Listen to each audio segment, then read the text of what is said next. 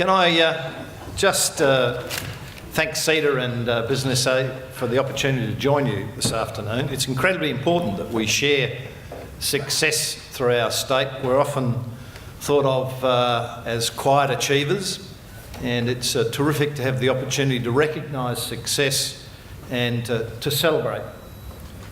So, enough of this. The winner of the Entrepreneur for the Decade, Stuart Davis, Vinet Solutions.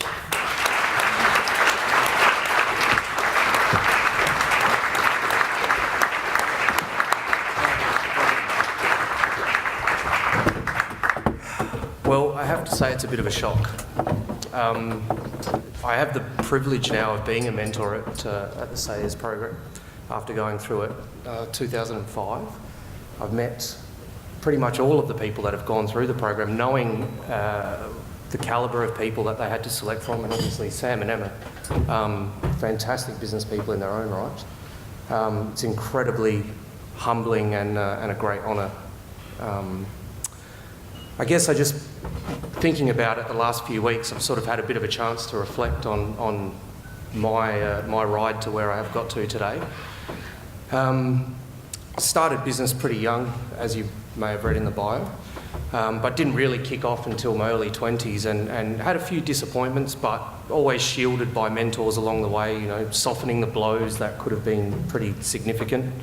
As a young upstart, wanting to get out there and do my own thing, I absolutely knew better than everyone else, and have been proved wrong, not many times, but quite a few.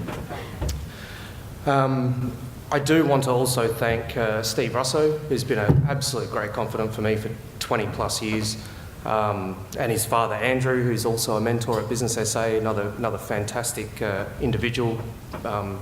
If anyone's looking for accountants, Kennedy & Co is absolutely the place to go. A shameless plug.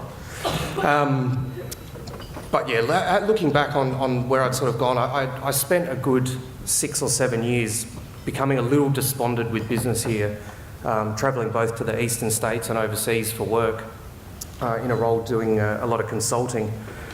And I've sort of found that I go over to Melbourne or Sydney and there's cranes in the sky and things happening, and I'd come back to Adelaide and we'd have a new roundabout or something to that degree.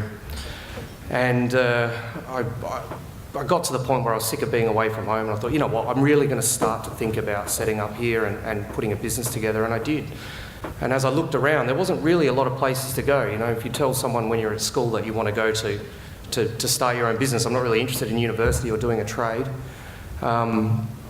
people look at you pretty puzzling. And, you know, when your report cards say things like, Stuart tends to take out of the school community more than he gives back, when you bring those things home and your mum says, well, you're either going to be a politician or a business person, you know, I don't think I could do what you guys do. You know, I think I have it tough going home at the end of every day with no one telling me to do a good job. I don't know how you guys would get on. But finally, for the first time in a long time, we're seeing cranes in the sky. We've got, you know, a world-class stadium being built behind us, a hospital going up next door, you know, funding coming into these types of programs, and I feel like the vibe is just changing. With Nigel coming on, just walking into Business SA since he started his tenure, you can feel the change, and it's fantastic.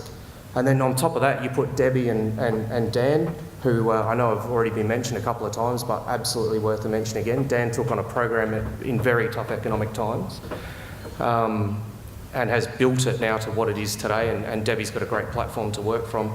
But I guess the overall attitude is that we've gone from a state of reactivity to a can-do attitude.